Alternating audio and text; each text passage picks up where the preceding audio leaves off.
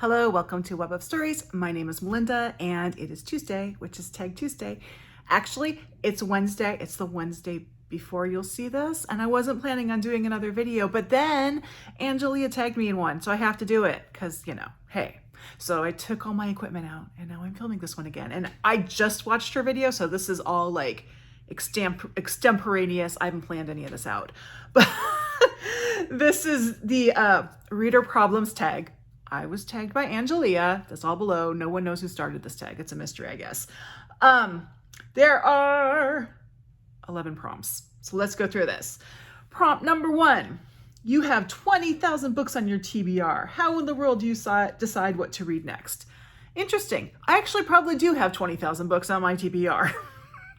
So what I do is I have my TBR and then I have my high priority TBR, which is usually drawing, just picking a couple titles a month to put it on there. It's getting pretty close to 20,000 to the, no, it's like 100 or something. But I choose from that smaller TBR. It just makes things easier.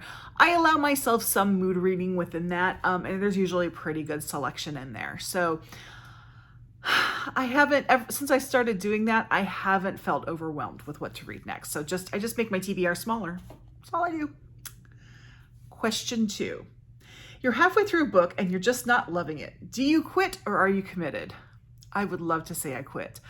I am one of those people who likes the idea of DNFs, but doesn't do it in practice. I think I have DNF 3 books this year. And one of which was because the print was so small that I couldn't read it. So I just DNF thinking I'd get a digital copy of it later. It wasn't even a real DNF. If I'm halfway through a book, at that point, I'm probably committed. If I figure out early on it's not for me, I'm much more likely to give it up. But if I'm halfway through, I'll probably just finish it. And then I'll say, I wish I DNF'd this book. There's no hope for me. I'm sorry. Just there isn't. Question 3. The end of the year is coming and you're so close, but so far away on your Goodreads reading challenge. Do you try to catch up, and how? It's been a long time since I've been in this position, but I have been in this position. And yes, I do try to catch up. That's when Kindle singles, like the short stories by big authors that they just released, that's when those come in handy because you can read one of those in a sitting and you can read a bunch and get caught up. That's how I do it.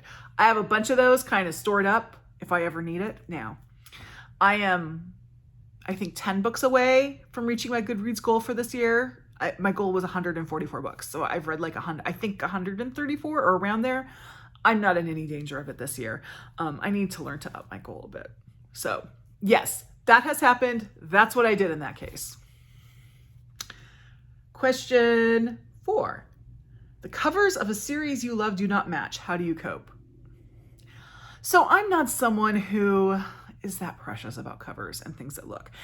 I'm not saying completely beyond it. I do only buy the paperbacks of Louise Penny books because I like the way they look, and I do like a certain edition of Agatha Christie books, usually the newer ones. This is one I just have here by, I think this is, William Morrow, because they look like, but you know what, if I get one that doesn't match, I don't care. I'm not that precious about book covers. I am not. I don't usually care if there's a book club sticker on it. Anything like that. I just don't. I don't care. Okay. 5. Everyone and their mother loves a book you really don't like. Who do you bond with over shared feelings? I can tell you from experience that even if you think you hate a book everybody else loves, there's someone else out there who also hates it. Just yesterday, I found another person who doesn't like Jane Austen. So, hey, I thought I was all alone for that one. But no, you'll find them, and you'll find them on BookTube. One thing I like about BookTube is there's so many different opinions out there, and people are willing to voice them. And they voice them in a way doesn't condemn people who don't share it. They just put them out there. I am not a Jane Austen fan.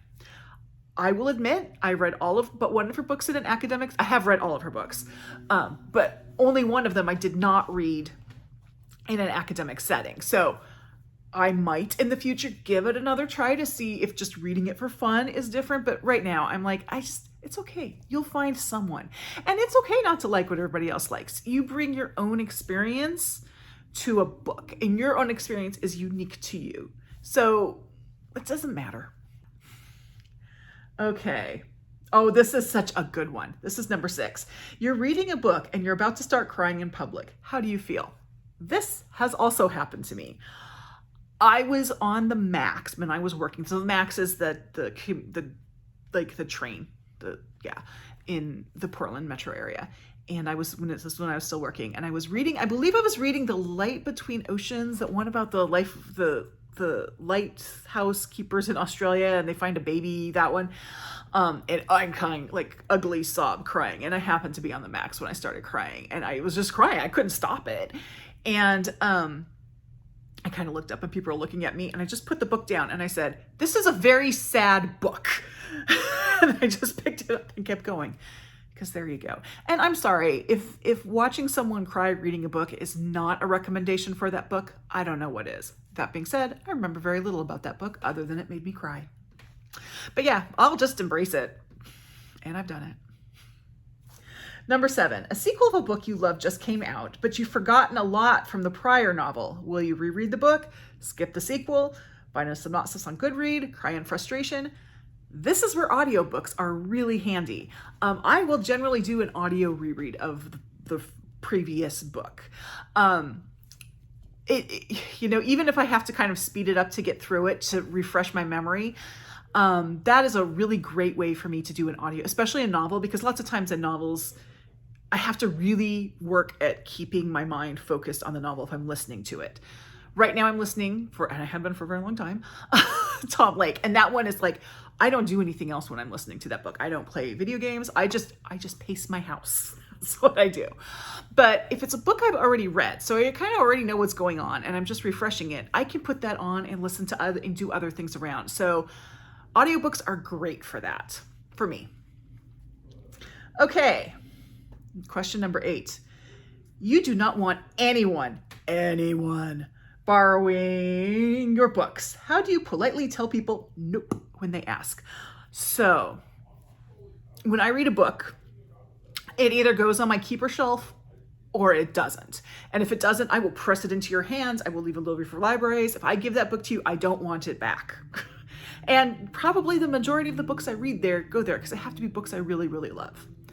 So if there's something on my keeper shelf someone wants, I just say, it's on my keeper shelf. And it stays on my keeper shelf. I don't give those books away. And the term keeper shelf is like a signal to all that book is not leaving my possession.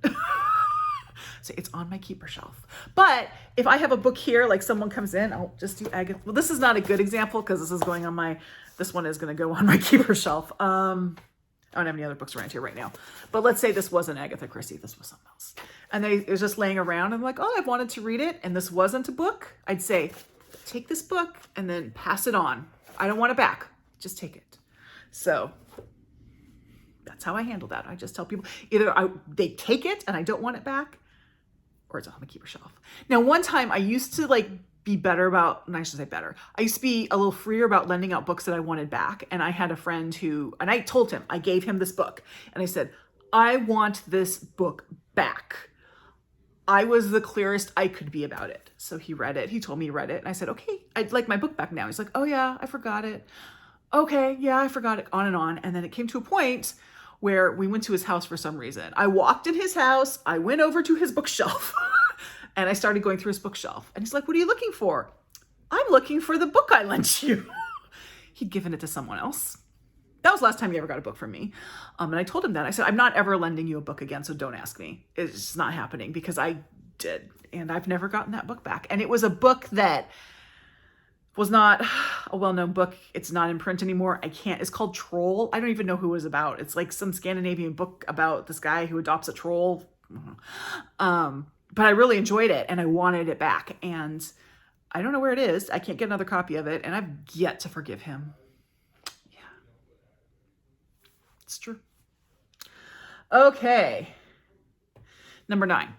You've picked up and put down 5 books in the last month. How do you get over your reading slump? So when I say I've been in a reading slump, it's not like picking up and putting down books. My slumps tend to come upon when I have overcommitted my reading. Like I'm doing a bunch of events and I have a bunch of This is why I quit doing like solicited book reviews, really, other than the NetGalleys, and I'm even gonna kind of really cut way down on those. All the demands on my reading, that's when I feel like I don't want to read. So it's not a case of me putting things up and it not working for me and putting it down.